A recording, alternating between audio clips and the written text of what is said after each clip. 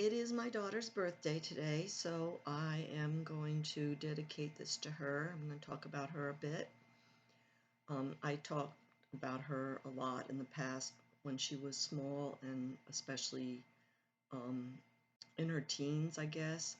Uh, and as with many daughters and mothers, we did have struggles, problems. We had times that we didn't get along at all, sometimes extended periods of time. It's very sad, but it is pretty common with mothers and daughters. Um, I'm very, very pleased to say that right now we're in a great, good time, and I hope this lasts for the rest of my life. And I want to go back to I remember telling you about she got married. She went to UGA on a full scholarship, um, and she graduated from there. She went to Kennesaw University her freshman year and graduated from UGA. And she met a guy, well, she actually knew him from high school, that she married. I told you about that they got married in Hawaii, and I gave him a nice reception, and um, that was after my second divorce. Her real dad came out from California to the reception, and that was all groovy. um, and they moved. He had a really good job right away, waiting for him when he graduated. He also was a UGA alumni, and year before her, I think.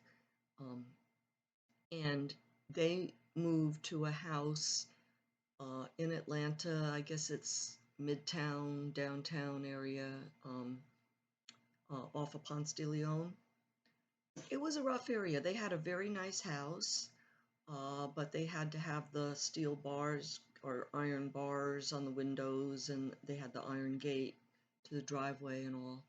Um, it looked pretty nice in the daytime, but there was a lot of like crackheads that hung around, and they would even come up to the door and like try to sell something that they stole from the neighbor three houses down, you know. So it was a rough neighborhood. But while they were living there, okay, I want to tell you too that I really, really liked him a lot and his whole family. They were wonderful, and they accepted my whole family just like family and like it should be, and it was really nice. And anyway, one of the ways that I bonded with him, and this was during the time that I was with that guy for 7 years, I called Pablo. Um, this was mostly during that time, and I told you that me and Pablo were eating brownies on the weekend, that he was making magic brownies. And so I was smoking some weed with her husband when we would get together.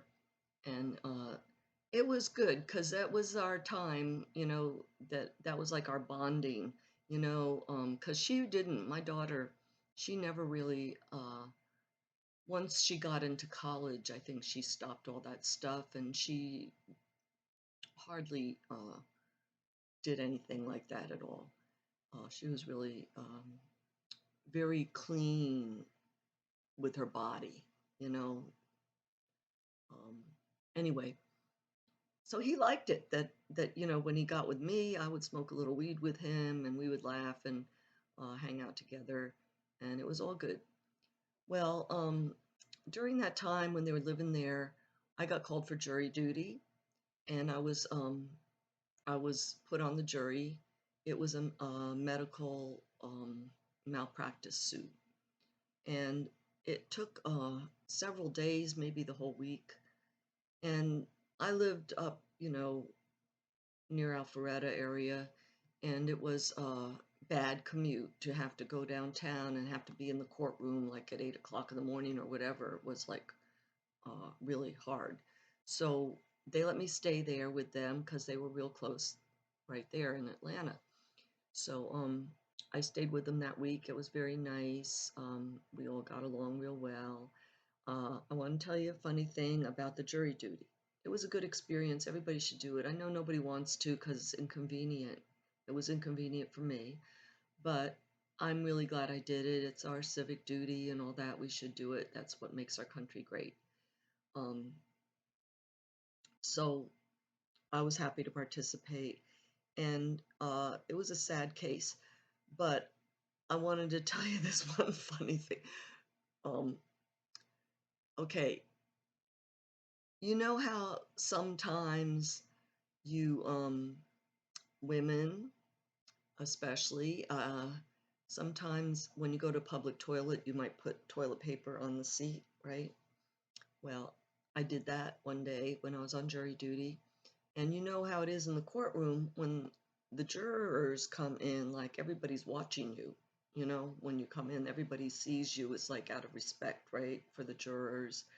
And I think they actually stand when the jury walks in. Anyway, um, this one day, I didn't know it until I got back into the jury room. I had this tail of toilet paper hanging down the back of my skirt like a tail. And when I got back to jury rooms, I somehow noticed it. And oh, I was so mad at the lady that was right behind me, walking in, that was sitting next to me, that would have walked in right behind me. She had to have seen it. She and she didn't say a word. She just let me walk in like that. Oh my goodness. And everybody was laughing. And I think the courtroom was probably laughing. I didn't know about what, but we had a few other laughs in the courtroom. Gotta say, the the one attorney for the defendant, um, it was a malpractice suit, and she had stomach surgery, and uh, he kept using this hand motion, like from his let's see if I could do this here, kind of, from the belly button, down, like right where his fly was on his pants, right? He kept on going up and down, back and forth with his hand, because that's where the incision was when he's talking about it. The whole time he's talking about his incision, he's doing this back and forth, up and down, right on the fly of his pants, right? And it was killing all of us, and everybody's kind of giggling. And finally, the judge had to say, um, Will, what do they call them? I forget what they call them. Anyway, talking to the attorney, she said, "Will you please refrain from the hand motions?" And we all laughed. I think that was the same day I had the toilet paper tail. It was funny. It was sad too, we found the doctor not guilty. Um, Very sad.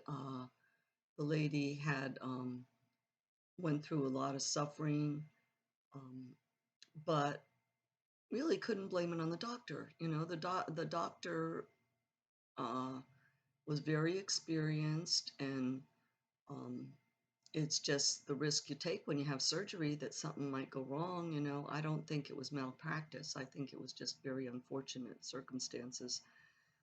And that's what we agreed on. We had a little trouble. That's why it did take several days, because there was one holdout in the jury that wanted to find her guilty, but we finally convinced her.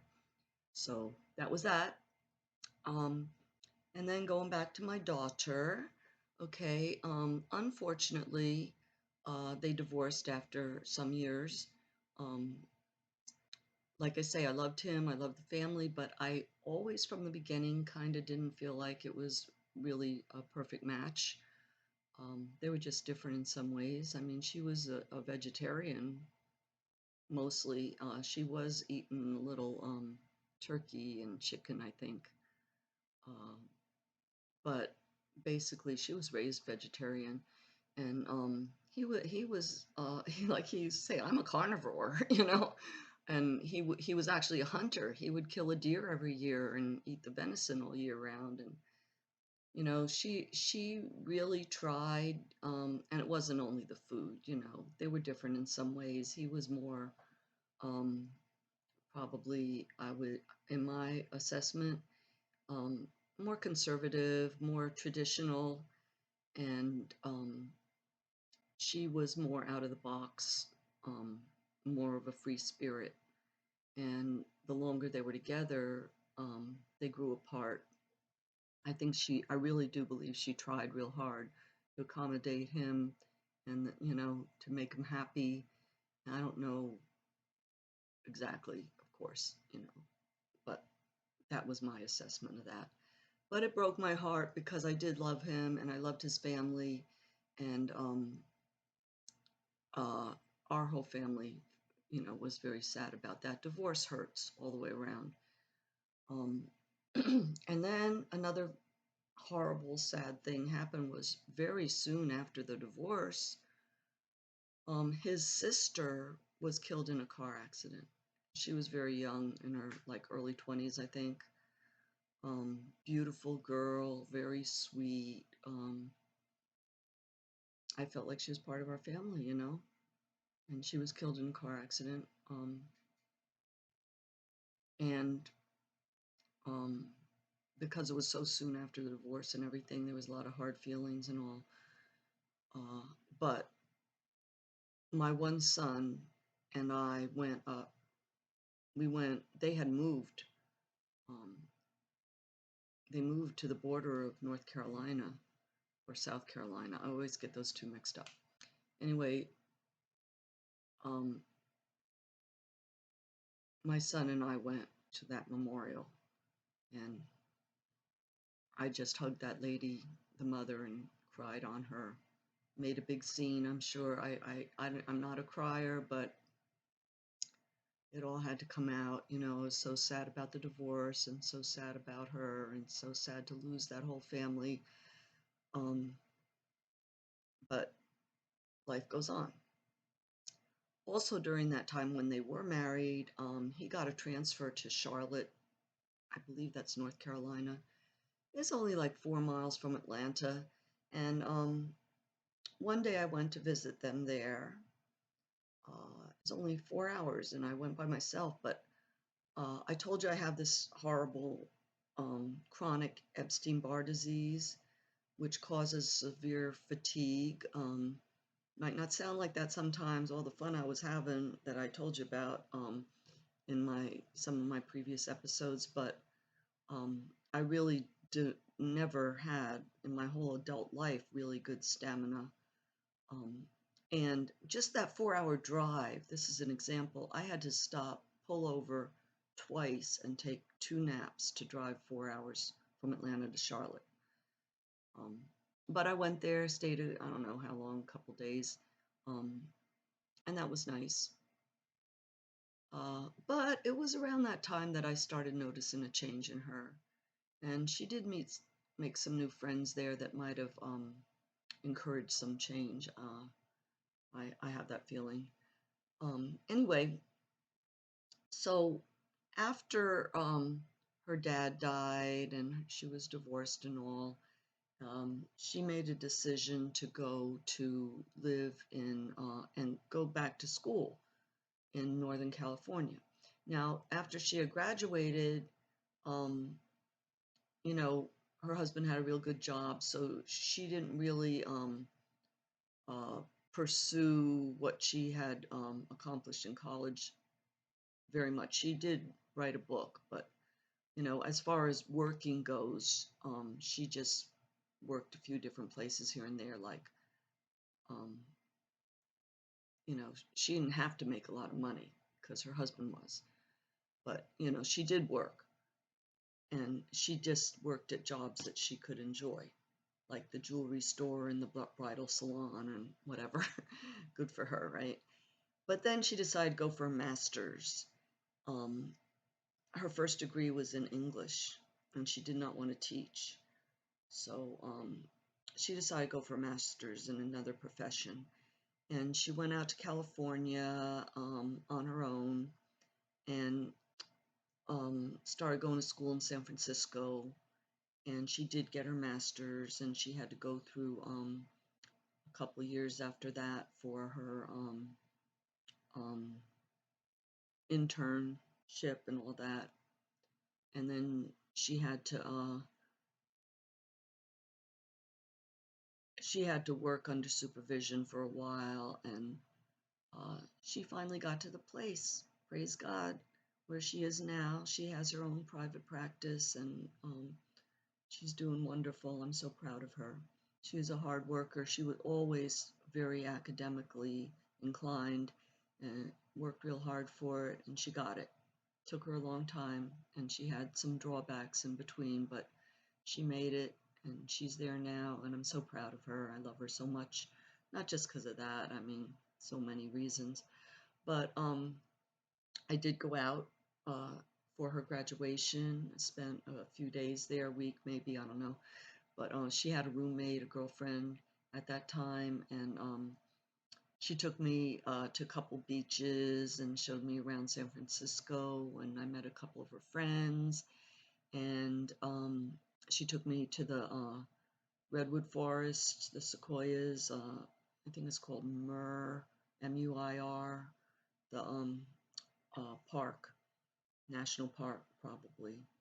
Um, the forest where the big sequoias are. Awesome.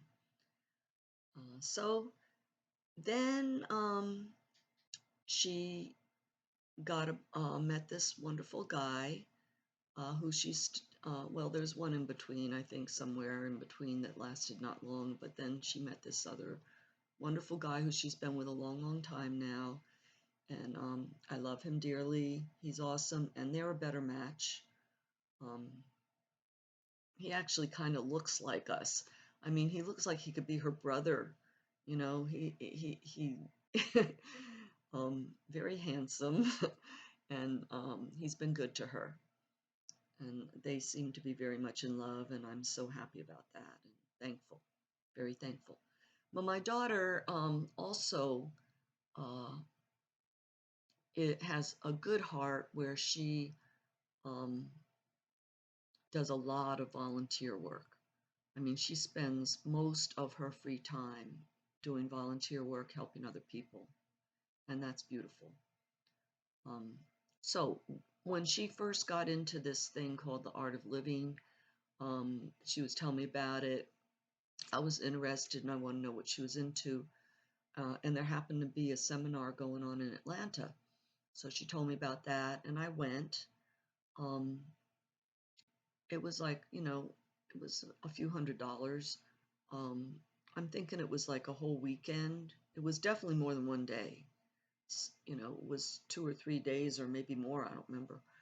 But there was maybe 20 or 30 people in the group, and it was good. It was very interesting. It was different. There was two leaders. There was only one other. Um, I always pretty much consider myself white, even though I'm half Japanese, who don't even call themselves Asian anymore. They call themselves a Pacific Islander. But anyway, a lot of people these days don't call that white because we're tan. Anyway, but my dad was, pure white. Uh, where was I going with that? Oh, they were all from India, except there was only one white lady there in the group. All the rest were from India, um, men and women. I think it might have been mostly men. There was a lot of men there. Uh, as usual, they were mostly younger than me. In fact, most of them looked like they were in their 20s or 30s. Um, and we did some yoga and meditation, and they would talk and kept it interesting, kept it flowing. It was never boring. Um, but the main focus I felt like was on this breathing techniques, breathing exercises. I'm sure they're very healthy, good for you, called Kriya. And so I learned that. Um, and it was good. I enjoyed it. And we had potluck, and I ate a lot of Indian food for the first time. Um, it was vegetarian potluck. And people were good, all nice, friendly. You know, it was not, I didn't feel like it was religious, although I would say they were probably Hindu, but it wasn't like they were preaching or trying to convert you or anything like that. Um, it was just peaceful, friendly, and all. Um, and I didn't see any harm in it because um, I'm a Christian, my faith is strong, and when we did the meditation and all, I'm thinking about Jesus and I'm thinking about God the Father, the Creator. I'm thinking about the Holy Spirit in the Trinity as I know them. And they're not teaching it that way. They're um, they follow a guru and they're teaching it more. I can't say because I'm don't teach it like that. So, but they have a different perspective and they don't worship God the way I do. Uh, but they weren't against it either. Um, if they were, I wouldn't have stayed. I wouldn't have been there 5 minutes if I felt like, they were trying to pull me away or, coming on strong with something else, but it wasn't like that. It was all in all a good experience for me. I wouldn't continue with it. I did continue to do the Kriya on my own, the breathing and the yoga for a while, but then I kind of lost track of that. But I believe that's a healthy thing as long as you have your mind right. Um, because according to Bible, when you let your mind go blank, like they tell you when you're meditating, um, that can be dangerous, according to the Bible. If you're open to other spirits, the wrong ones can come in. So whenever I was meditating, I always kept it on God as I know it, Him who is real to me. So let's see. Is there anything else? Okay, I want to say that um, like I say, on and off relationships as she was an adult. A few times, I said the wrong thing. She got mad at me. I hurt her feelings, things like that. Sometimes we didn't talk for a while. But all in all, she's been pretty darn good about keeping in touch with me, and especially lately, she's awesome. Um, and she has been my confidant. And she actually kept up with all these guys. Every guy I dated, I would tell her about him, and she would even remember their names and ask me about them later. And I guess she was getting a kick out of all that. Her old mother, um, you know, dating again and going out every weekend and all, which I'm going to talk about more for a couple more episodes. If you want to hear it, come back, and I'll be back there next time. Um, or maybe the time after. Uh, but she was also a very good big sister to her brothers. I mean, she was so great with them when she was little. And then, of course, in their teens and all, they kind of grew apart, but she always did keep in touch with them. And she's always been good. She's always been there for them if they needed her. And she's been a blessing to us for sure. And she always kept in touch with her stepdad and even her uncle, my brother, who I stopped talking to. She still continued to keep in touch with him. And, she's just a really sweet, good person. She has a good heart, and I'm so proud of that. I love her so much. And I guess that's enough for now. Thanks for watching. God bless, and I'll be back with more stories of dating and having fun in my 60s.